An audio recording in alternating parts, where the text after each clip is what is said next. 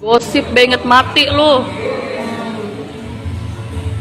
Viral di media sosial, curhatan seorang wanita yang digosipin saat sedang makan. Video tersebut diunggah oleh salah satu akun Instagram pada Sabtu 24 Februari 2024. Dalam unggahan tersebut tampak 3 orang emak-emak yang sedang duduk di sebuah rumah makan. Terdengar suara seorang wanita yang merekam ketiga emak-emak tersebut. Ia terdengar marah dan sempat melontarkan kata-kata yang kurang mengenakan. Ketiga emak-emak itu hanya menunduk dan langsung main HP ketika wanita itu membalas perkataan mereka yang menyinggung soal pesanannya. Ceritanya, gue mau makan. Siang tadi tuh gue habis dari rumah sakit ngantar anak gue ke dokter dan terapi dan baru makan. Posisinya makan gue ada 2 piring karena gue pesan ayam suwir, juga jadi dipisah ayam suwirnya, tulis wanita itu mengawali cerita. Namun ketiga emak-emak tadi malah menyinggung pesanannya hingga terlihat meledek wanita tersebut. Dan tuh nenek-nenek langsung ngerumpi bertiga ngeliatin gue sambil bilang makanannya 2 porsi bla bla bla bla. Ngeliatinnya pun kayak ngeledek, sambungnya. Tak terima diperlakukan seperti itu.